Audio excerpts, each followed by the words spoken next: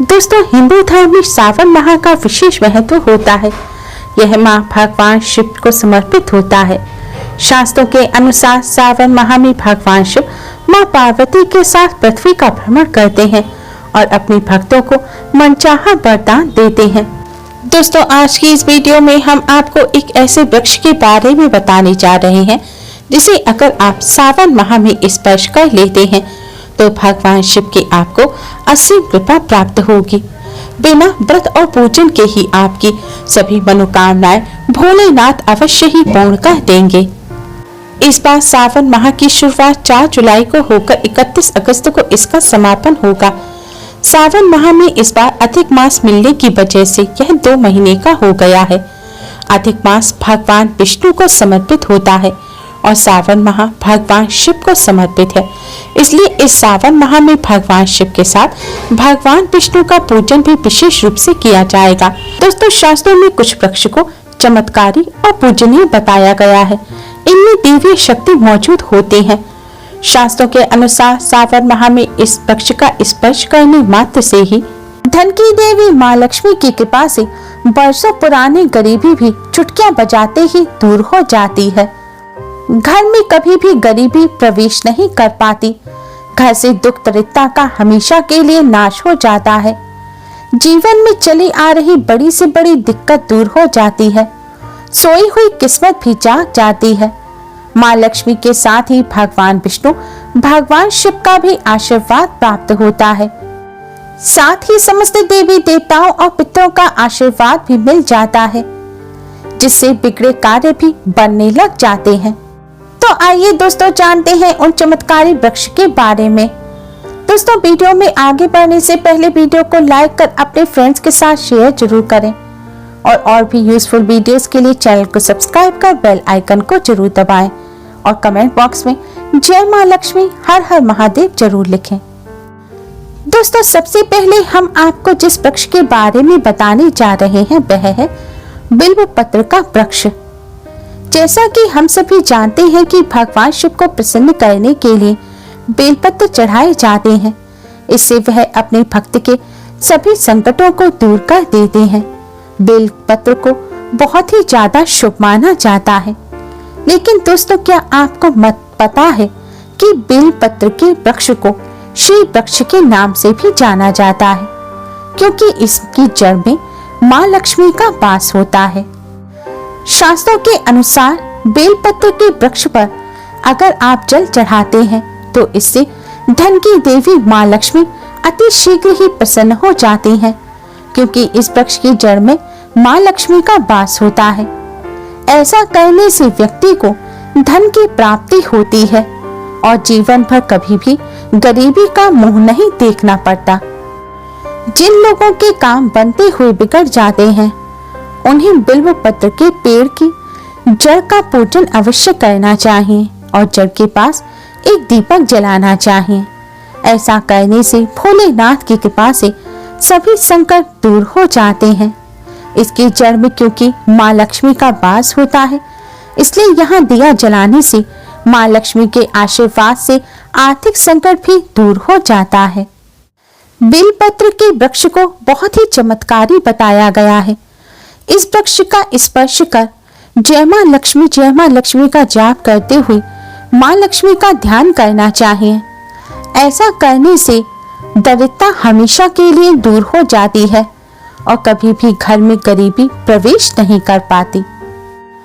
जो लोग तीर्थ स्थल के दर्शन के लिए नहीं जा पाते उन्हें बिल्वपत्र के पेड़ की जड़ पर जल चढ़ाकर फिर उस जल को अपने माथे से लगाना चाहिए। इससे तीर्थ भ्रमण के अनुसार ही पुण्य फल प्राप्त होता है। दोस्तों, शास्त्रों के अनुसार बिल्वपत्र के वृक्ष के नीचे खड़े होकर खीर का दान करना चाहिए।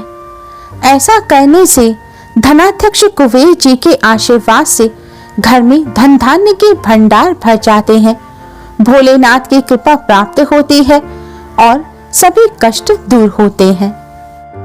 दोस्तों, दूसरा जो चमत्कारी वृक्ष है वह है आंवले का वृक्ष। आंवला भगवान विष्णु का सबसे प्रिय फल है। आंवले के वृक्ष में समस्त देवी देवताओं का निवास होता है। इसलिए इसका पूजन किया जाता है। आंवले के वृक्ष के पूजन के महत्व को ही दर्शाने के लिए आंवला नवमी का पर्व भी मनाया जाता है।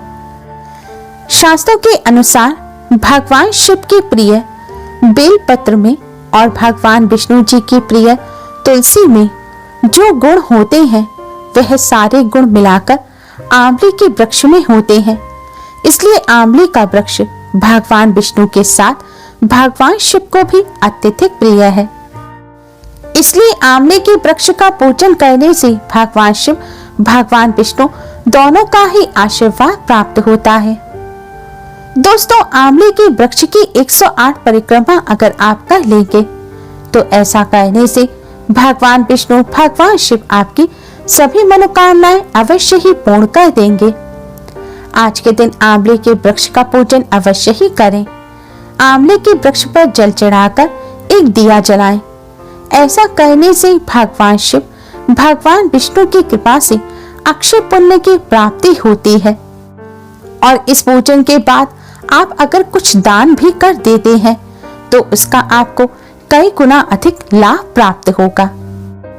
दोस्तों, शास्त्रों के अनुसार भगवान शिव भगवान विष्णु के प्रिय इस आंवले वृक्ष का स्पर्श करने से गौदान के बराबर पुण्य फल प्राप्त होता है। मान्यता है इस वृक्ष के मूल में विष्णु, ऊपर ब्रह्मा, स्कंद में रुद्र, शाखाओं में मुनिगण, टहनियों में देवता, पत्तों में वसु और फूलों में मरुद्गण तथा फलों में प्रजापति विद्यमान है।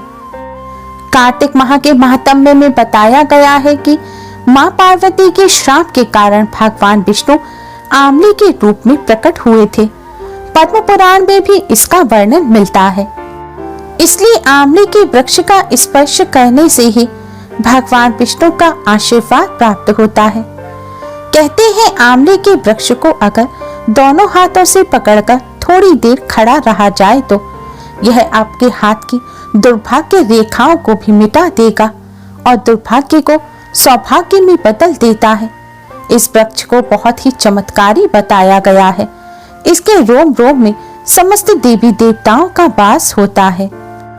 आंवले के वृक्ष की 7 परिक्रमा करनी चाहिए और परिक्रमा करते समय महामृत्युंजय मंत्र का जाप करें। ऐसा करने से रोग से मुक्ति मिल जाती है और आयु भी बढ़ती है। आंवले के वृक्ष को दूध से सींचकर कच्चे सूत का धागा उस पर लपेटना चाहिए। कच्चे सूत का धागा लपेटते समय 11 परिक्रमा करें। ऐसा करने से भगवान शिव और भगवान विष्णु की असीम कृपा प्राप्त होती है। जीवन में चली आ रही बड़ी से बड़ी समस्या दूर हो जाती है। शास्त्रों में आंवला और बिल्वपत्र के वृक्ष को बहुत ही चमत्कारी और पूजनीय माना गया है। इनके समीप जब तब पूजा पाठ करने से इंसान के सभी पाप मिट जाते हैं। पद्म पुराण में भगवान शिव ने स्वयं भगवान कार्तिकेय से कहा है कि आंवला वृक्ष साक्षात भगवान विष्णु का ही स्वरूप है। यह वृक्ष भगवान विष्णु को अत्यधिक प्रिय है और इसके स्मरण मात्र से ही गौदान के बराबर पुण्य फल मिल जाता है। अगर आप इस वृक्ष का स्पर्श भी ना कर पाए, घर के आसपास वृक्ष ना हो, तो आप मन ही मन इस वृक्ष का स्मरण ही कर लें। ऐसा करने से आपको गाय का दान करने के बराबर पुण्य फल मिलता है और गाय दान को सबसे बड़ा दान कहा जाता है। आंवले के वृक्ष में दूध की धारा चढ़ानी चाहिए और फिर भगवान विष्णु का स्मरण करते हुए पितरों की आत्मा की शांति की प्रार्थना करनी चाहिए। कहते हैं ऐसा करने से पितृ भी तृप्त हो जाते हैं और प्रसन्न होते हैं, जिससे पितृदोष भी दूर हो जाता है। दोस्तों, शास्त्रों के अनुसार एक बार धन की देवी माँ लक्ष्मी पृथ्वी का भ्रमण करने आई। मार्ग में उन्हें भगवान विष्णु भगवान शिव की एक साथ पूजा करने की इच्छा हुई तो माँ को एक आंवले का वृक्ष दिखा। आंवले के वृक्ष में क्योंकि बिल्वपत्र के वृक्ष और तुलसी दोनों ही वृक्ष के गुण होते हैं, इसलिए माँ लक्ष्मी ने आंवले के वृक्ष के नीचे बैठकर भगवान विष्णु और भगवान शिव का एक साथ पूजन किया। उन्होंने इस वृक्ष को भगवान शिव भगवान विष्णु का स्वरूप मानकर पूजन किया। इससे भगवान विष्णु भगवान शिव बहुत ही जल्दी प्रसन्न हो गए और प्रकट हुए। फिर माँ लक्ष्मी ने आंवले के वृक्ष के नीचे ही भोजन बनाकर भगवान शिव भगवान विष्णु को भोजन कराया। तो भगवान शिव और भगवान विष्णु ने माँ लक्ष्मी को यह वरदान दिया कि जो भी आंवले के वृक्ष के नीचे आकर हमारा स्मरण करेगा, इस वृक्ष का स्पर्श ही कर लेगा, हम उसके सभी कष्टों को दूर कर देंगे। इसलिए दोस्तों, आंवले के वृक्ष का स्पर्श करने मात्र से ही समस्त कष्ट दूर हो जाते हैं। Thanks for watching.